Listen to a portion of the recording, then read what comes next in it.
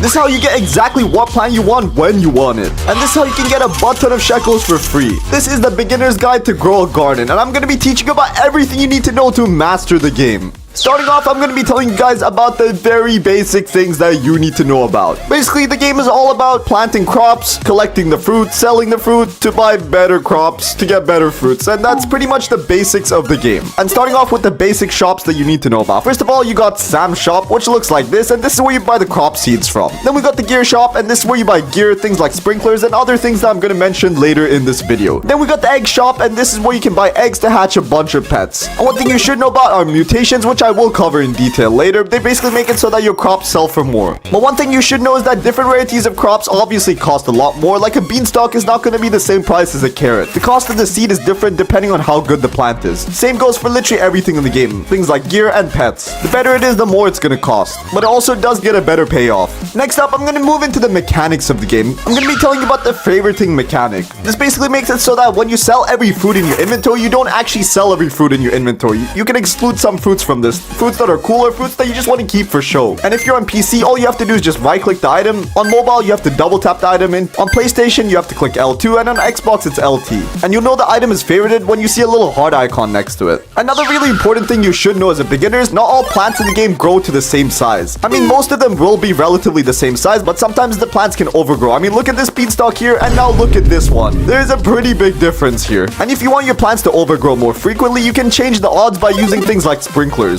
One downside to plants being overgrown is that they take a bit longer to grow, but it is definitely worth it because they sell for a lot more. And one thing you are going to notice is that every time you're going to harvest something, you're going to see the weight of it in your inventory. And obviously, the more the plant weighs, the more it's going to sell for. And you can use this formula to see how much you can actually sell for. And fruit size is not the only thing that decides how much the fruit sells for. There's obviously mutations, which I will get to in a bit.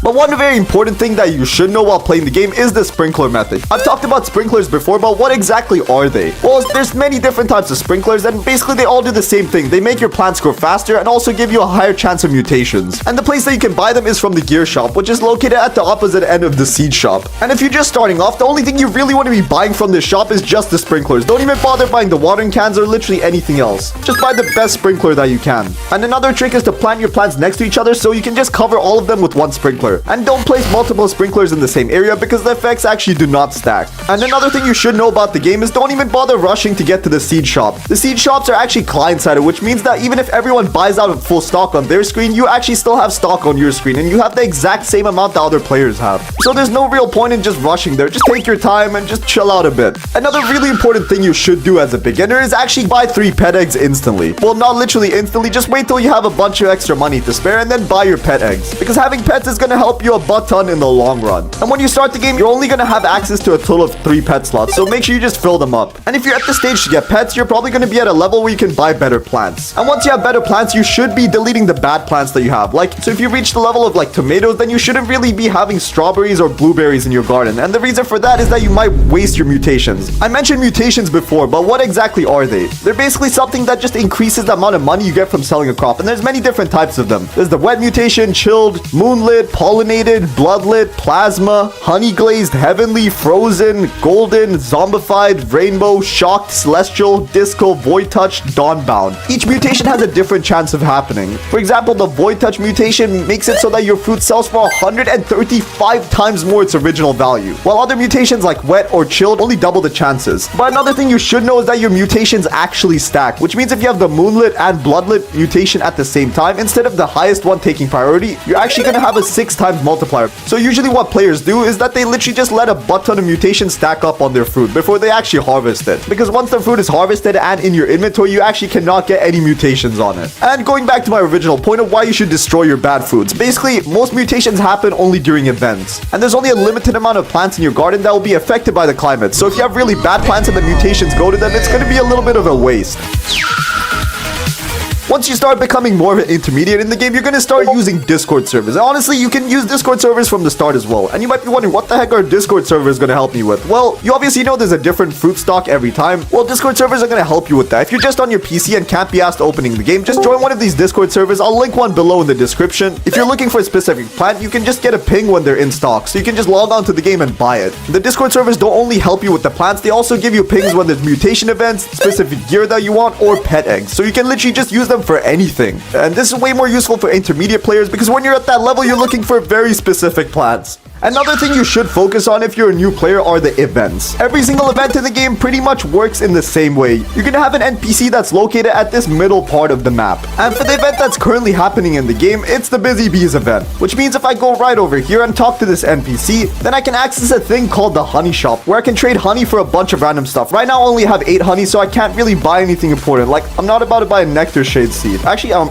gonna do that because I actually don't have it. There's different ways to get the things for the event. For this specific one, I need to collect pollinated plants and put it into this machine here, and it's going to turn it into honey. So I'm going to head over to my garden and look for any plant that's pollinated. I got a pollinated purple dahlia. I need to also make sure that it's at least 10 kg. Okay, it's 21 kg, which is going to work really well. For this machine to start, you can see here that it requires 10 kg. So I'm going to give my plant to this guy, and boom, it's going to start the honey making process just like that. And once this is done, I'm going to get a bunch of honey, which I can trade with the queen bee to get something pretty crazy. And keep in mind, everything that you can get from the shop over here actually will never return to the game after the event is over, which is pretty crazy. For example, if I buy this honey walkway, which I've already bought, you can see it at the entrance of my garden. Once the honey event is ended, this item is exclusive only to people that bought it during the event. I can literally never get this back. The same thing applies to pets and literally anything from the event. Before the Busy Bee event, there was actually the Lunar event, and there were a lot of things that you could get during the Lunar event, and I also have some items from it. Here, this owl right here is only something that I could get during the Lunar event, which means this is currently unobtainable in-game unless I trade for it with other people, so there's no other way to get it in-game.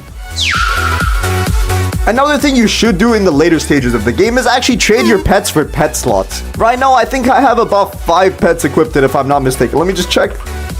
Oh, I've reached the maximum amount of pet slots. So I have 6 pet slots activated. And when you join the game, you only get a total of 3 pet slots. So what I've done here is just unlock some extra pet slots. And there's actually 2 different ways to do this. The first one is to literally just buy with Robux right here. So here you can see the requirements for what you need for the next pet slot. So I need a pet that's at least reached the age of 60, which I don't have yet. But once I do, I'm going to trade it in for another pet slot. You can also trade in pets for extra egg equipped slots. And what I mean by egg equipped slots is that you can only place a maximum amount of eggs on your plot at the same time. And that limit for everyone at the start is 3. So just like this, I can just trade in a pet that I have for the chance to place 4 eggs on my plot at the same time. But most of you shouldn't be doing this because most of the time you can only buy 3 eggs. Like, look at this. There's only 3 eggs in stock and it takes a bunch of time to refresh. So there's not really that much of an advantage to having 4 slots. But I'm just going to place these anyway.